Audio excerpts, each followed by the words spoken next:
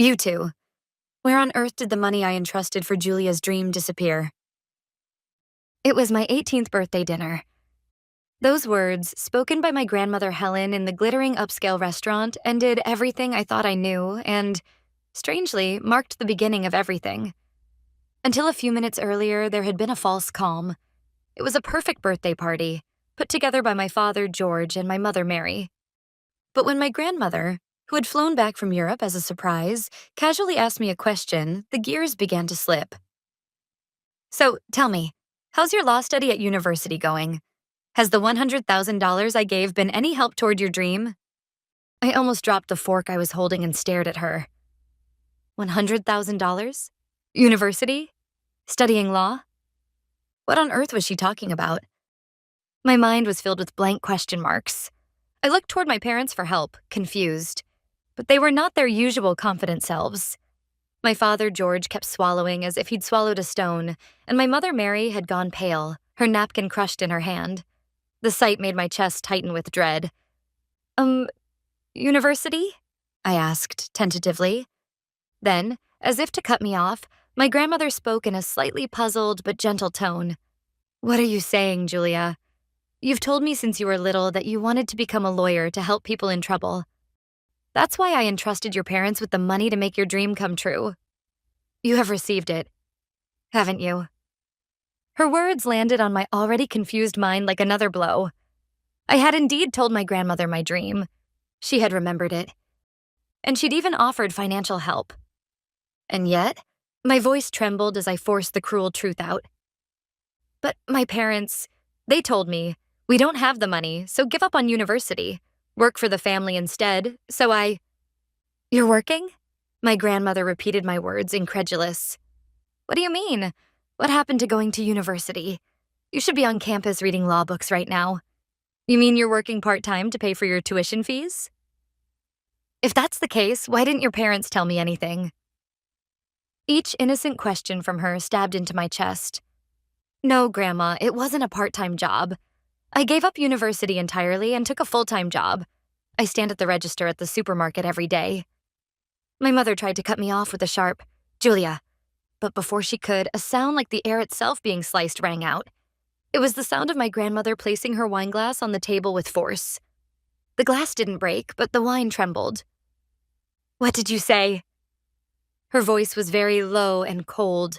The expression that had been gently stroking my cheek a moment before had vanished, replaced by a face I barely recognized, iced with anger. Her gaze was no longer on me. It pierced my trembling parents. The restaurant manager started to move over, but my grandmother raised one hand and stopped him. Absolute authority filled the room. You two... Her voice crawled across the floor and back up again. The money I entrusted only for Julia's future? Where did it go? That quiet question was more terrifying than any scream. It clamped down on my heart. My father kept dabbing sweat from his brow with a handkerchief, and my mother tried and failed to put on a smile, her lips trembling. There must have been some misunderstanding. My mother's voice was thin, but my grandmother wouldn't listen. She took her smartphone from her handbag and, with a decisive movement, began to make a call. A calm male voice came through the speaker. How may I assist you, ma'am? Howard, this is urgent. My grandmother's tone was businesslike and composed. Trace the flow of the $100,000 I gave George and Mary 2 years ago. Do it now. Find where every cent went. Bank records, credit card statements, everything. I want a report first thing tomorrow morning. Understood. I'll begin right away. The man on the other end, Howard, I assumed, was likely my grandmother's legal advisor. There was not a hint of surprise in his tone, as if he had anticipated this very situation. When the call ended, my mother burst out, her voice shrill with panic. How dare you? Are you accusing us of something? That money was for Julia. Silence, Mary. My grandmother's command cut her off instantly. I can no longer believe a single word that comes from your mouth. Julia. At last, my grandmother turned her gaze toward me. In her eyes burned not only anger, but a deep, aching sorrow. My poor girl, you've been working yourself to the bone for these people knowing nothing. They devoured your dream, your time, your future. Her words pierced straight through my heart. Yes, My future. My dream of studying law, of standing on my own 2 feet in the world. It was my parents, the people sitting right in front of me who made me abandon it, under the curse of those words, work for the family. I had believed them. I'd sealed my dream away and worked myself to exhaustion, thinking it was for something noble. And yet, all along, there was money for my education? How could they? A wave of fury and betrayal flooded my vision red. I could feel the eyes of nearby diners on us, whispering, judging. The humiliation only stoked my anger further. I was careless. My grandmother bit her lip in frustration.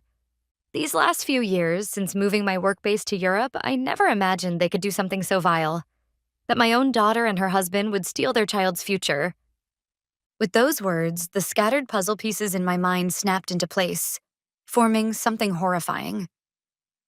My grandmother had spent most of the past decade traveling the world as an international art dealer. Ever since I started high school, she'd rarely been in the States. She would call me sometimes asking, "Are you well?" Or, "How's school?" But she could never have guessed that my parents had quietly destroyed my path forward. And I hadn't reached out to her. Why? Because I'd been trapped in the cage of lies my parents had so carefully built. I could still remember the day I told them I wanted to study law back when graduation was near. University? Julia, what are you talking about? My mother looked at me, genuinely exasperated. Do you have any idea what kind of money that would take? Your father's company is struggling as it is. But there are scholarships. I tried to insist, but my father cut in heavily. What matters most is helping the family right now. That's the best way you can show gratitude. You're an adult now. You understand that, don't you? Then maybe I could talk to Grandma about it?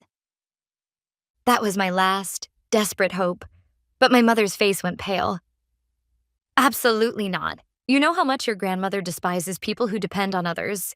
If you bring up money, she'll disown you. I tried once, subtly, and she refused outright. Don't ever mention money around her again. And I believed those words. Grandma's strict and self-reliant. It sounded plausible. So, not wanting to worry her, I buried my dream deep inside and forced a smile. Okay, I'll give up on college and start working. I could still remember the relief on my parents' faces that day. Now, that same expression seemed nothing short of demonic.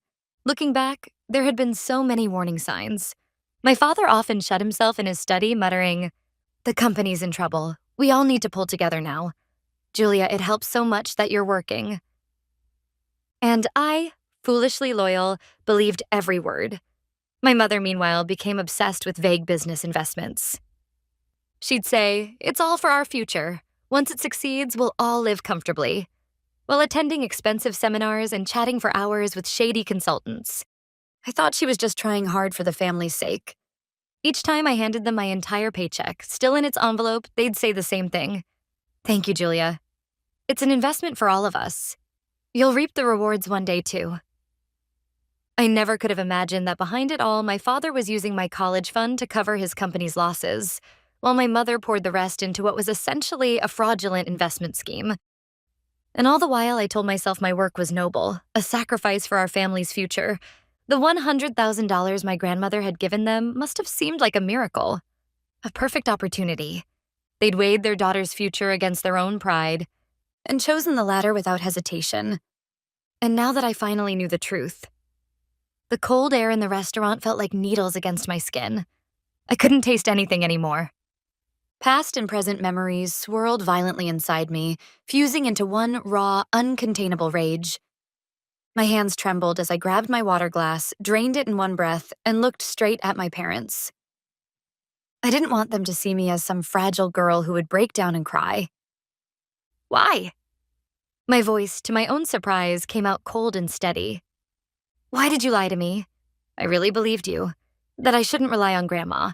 So I got up early every morning, worked at the supermarket all day, came home exhausted, and still told myself it was all for our family.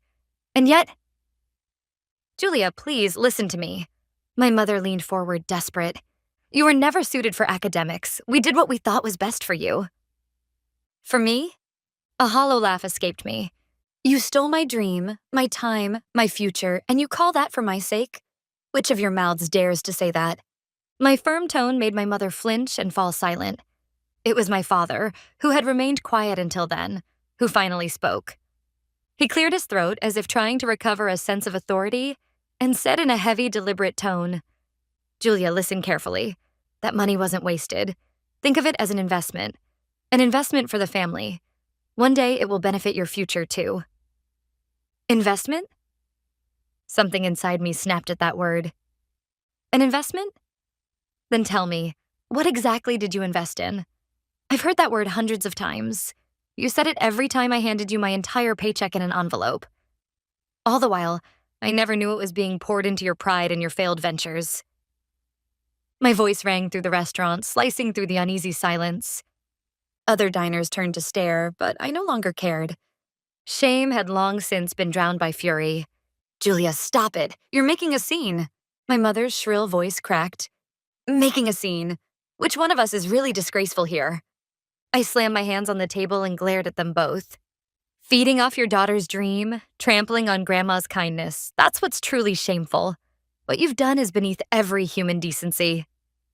My outburst left my father completely speechless, while my mother's lips trembled uncontrollably. Then, in a voice colder than glass, I spoke the words that ended it all. "I no longer see you as my parents. The only family I have now is Grandma." I turned to my grandmother. "Grandma, I'm sorry. Please help me."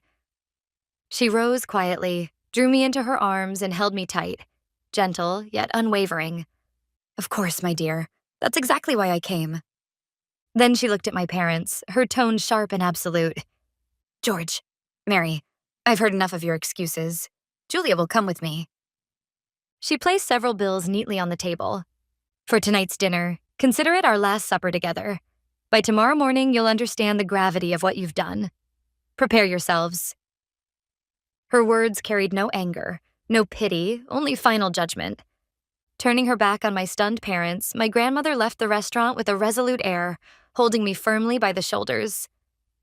After leaving the restaurant, my grandmother took me to a black car that was waiting for us. As she draped her cashmere coat over me to ward off the cold, she gave the driver a single instruction. "Take us home." Through the car window, I watched the restaurant lights shrink and fade into the distance. My grandmother's apartment sat atop a high-rise overlooking the city. "First, take a warm shower. I've had new clothes prepared for you in the closet." While I showered, she brewed herbal tea in the kitchen. The gentle scent filled the air, easing the tightness in my chest little by little. When I returned to the living room wrapped in a soft bathrobe, she was waiting at the low table, several documents neatly spread before her. "Now then, Julia." She sat across from me and looked me straight in the eyes. "Tell me everything. What kind of life have you been living? What exactly have those two made you do? Leave nothing out." I began speaking as if a dam had burst.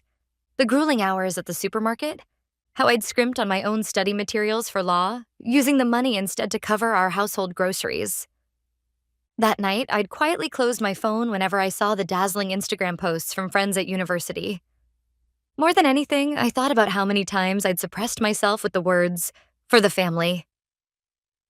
As I spoke, my grandmother never once interrupted. She simply listened, holding my words in those deep eyes of hers. The expressions that flashed across her face from time to time were a mixture of profound sorrow and a resolve as hard as steel. By the time I finished telling everything, the eastern sky was paling into dawn. She handed me another warm cup of herbal tea she'd made and spoke quietly. "You've suffered so much. You endured it all on your own, didn't you? But it's over now. From here on, I'm with you." Those words warmed me more than anything else. That night, I slept, for the first time in a long while, deeply and safely in my grandmother's guest room. The next morning, I woke to find her already at the large desk in the living room, wearing a stern expression as she conducted a video conference with several people. The middle-aged man in a suit was surely Howard, her lawyer. He was pointing to documents on the screen as he gave his report. When my grandmother noticed me, she beckoned me over. "Julia, come sit. There are things you need to know." I sat beside her. Howard greeted me respectfully and shared a document on the screen that looked like a bank transaction statement. "The investigation results are in. I'll be blunt. Howard's voice filled the quiet living room. The $100,000 you entrusted was almost entirely withdrawn and spent. As for the breakdown, he clicked through files and revealed shocking facts one after another. First, $45,000 went toward the purchase of a luxury sedan. The title is in George's name. A photo of my father beaming next to a brand new car appeared on the screen. The same father who used to sit in his study with a worried face, lamenting how the company was struggling, had come home one day in a shiny new car. When I asked, "What's this about?" he proudly told me, "It's company expense, some tax-saving measure. Don't worry, we didn't use personal funds." Not knowing anything about business, I had to accept it at face value. Next, $32,000 went toward home renovations, mainly a kitchen remodel and an expanded walk-in closet for Mary. During the renovation, my mother had said, "My business is doing a little better, so the bank gave me a special loan. This is all part of an investment in the future. A beautiful home will bring better luck, don't you think?" My fingertips grew cold as I listened. While I was scrubbing the hard floors at the supermarket, they were turning my dream into cars and closets. "And the remaining $23,000, Howard continued, pausing slightly and looking at me with sympathy, was invested entirely in a venture your mother described as a business investment. Our investigation shows that this venture is essentially a shell company with no real operations, highly likely a fraudulent scheme. In short, that money has vanished like foam." It was my grandmother, who had been listening quietly, who took up Howard's words. Her voice was beyond anger. It was ice cold. My mother had always boasted that she had an eye for investments, that one day she'd build a big business. She even forced part of my wages into that so-called business, saying, "It'll benefit you too." All of it was a scam. Not only had they stolen my education, my sweat and tears were erased by my mother's vanity and foolishness. That final truth pulled my last reserves of pity away. I no longer had any lingering feelings for them. I raised my head and looked straight at Howard on the screen and at my grandmother beside me. "Howard, Grandma." My voice felt firmer than I expected, full of resolve. "I will not forgive them. I will press criminal charges against them. I want them prosecuted for stealing my future. Please help me." Hearing my words filled with resolve, Howard nodded on the screen, and my grandmother pulled me into a strong, reassuring embrace. "Of course, Julia. We will be your sword and your shield. Howard, prepare the documents right away, but do not put them into action yet. We mustn't let them catch on." Her words made me hesitate a little. "But Grandma, can't we confront them right now?" "Do not rush, Julia." She cut me off, meeting my question with eyes that seemed to see several moves ahead. "A cornered rat will do anything. We must not underestimate what they might attempt. While they still believe they can control you and talk their way out of this, we'll quietly seal every exit. We'll gather every piece of evidence, locate their hidden assets, and only when every escape route is closed, we strike the checkmate." Just as my grandmother said, we began to move quietly but swiftly, undetected by them. While Howard's law firm gathered tangible proof tracing the flow of money, I was given an important role of my own, to monitor my parents' movements. Of course, I couldn't meet them in person, so my grandmother hired a skilled private investigator, an old acquaintance of hers, to handle the direct surveillance. But I wasn't content to simply wait for reports. In fact, my mind was burning with an almost unnerving calm. I knew them, how they thought, how they acted, better than anyone. I was no longer their obedient daughter. I had become an observer, an analyst, a player in the game. First, I checked the settings on my phone. As I suspected, there was a location-sharing app secretly installed, one that allowed my parents to track me without my knowledge. That's how they knew exactly that I was staying at my grandmother's apartment. I decided to use that against them. Instead of turning it off, I left it on, so they'd believe I was still right where they expected me to be. Next, I opened my laptop and entered the password for a shared cloud service that my father used. He'd always hated complicated passwords. After a few predictable guesses, I got in, and when I saw what was inside, I froze. His search history contained chilling phrases: countries with weak U.S. extradition treaties, how to hide assets in Mexico.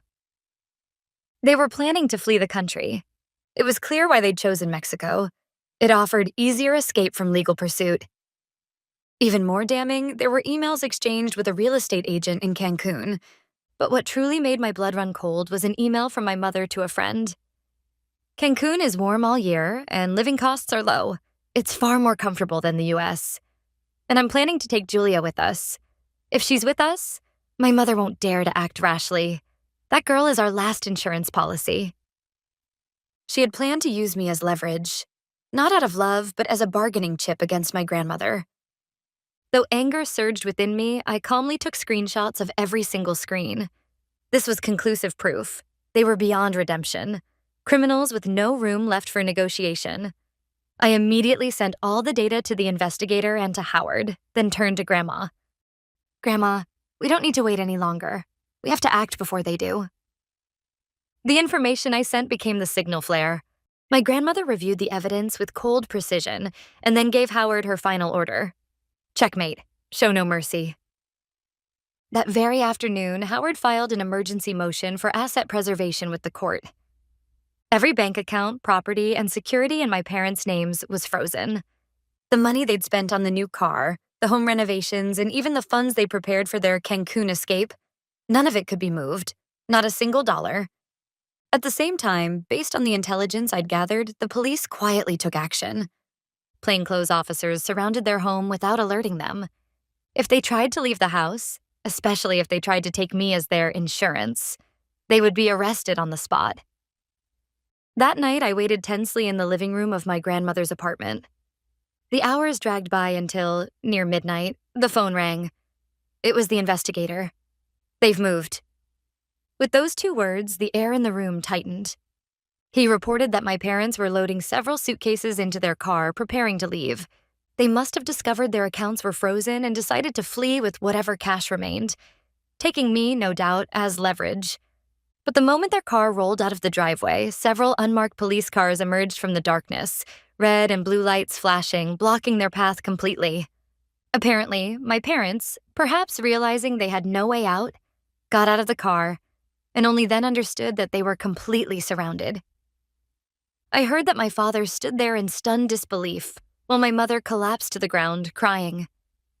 Imagining that scene, I slowly closed my eyes. When the trial began, Howard presented every piece of evidence I had uncovered, systematically proving my parents' calculated, malicious crimes. The people sitting in the defendant's seats were nothing like the proud, authoritative parents I once knew. They looked broken, exhausted, stripped of all dignity. They tried to justify themselves to the end, claiming, "We did it for our daughter," or "It was a moment of weakness." But in the face of the damning evidence, the Cancun escape plan, the email about taking me as a hostage, those excuses rang hollow. A few weeks later, the verdict was delivered. Fraud, embezzlement, and abandonment of parental duty toward a minor. Both of my parents were found guilty on multiple charges and sentenced to prison. The time they would spend behind bars was far shorter than the years they had stolen from my future. But still, it was proof that justice had recognized my truth. From that day forward, my world turned completely upside down. First, through Howard, my grandmother secured all the recovered funds and set aside enough to fully cover my university tuition. But that wasn't all. This is what you should have received all along, and what you'll need from now on. With those words, she opened a separate account in my name, containing $50,000 for my living expenses. When I saw the number printed in that bank book, I finally understood the true meaning of money. It wasn't paper meant to buy luxury cars or designer clothes. It was the means to learn without fear, to build a future with my own hands. While living in my grandmother's apartment, I threw myself into studying harder than ever before. And when the university acceptance letter finally arrived, when I saw that single word, "Congratulations," I ran to her and cried like a child in her arms. Though I was a little later than my peers, I had finally taken my first step toward my dream. I later heard that, after serving their sentences, my father and mother now live quietly in a shabby apartment on the outskirts of town. He works as a janitor while she does part-time jobs, scraping by day to day. Considering what they had done to me, it felt like nothing more than the natural consequence of their own choices. I had no pity left for them, not even a drop. They had chosen their path. They would live with its weight. I know I will never see them again. They no longer exist as characters in the story of my life. Years passed since then. I graduated at the top of my class from the university's law faculty, passed the notoriously difficult bar exam on my first attempt, and today I run my own law firm in the heart of downtown. Its sign proudly bearing my name. This office isn't a gift from my grandmother. It's the fortress I built with my own strength. My parents have never reached out. I don't know how they live now, and I have no desire to know. At 18, I thought I had lost everything, but I was wrong. A stolen future can be reclaimed, multiplied by your own hands. And now I'm living proof of that truth.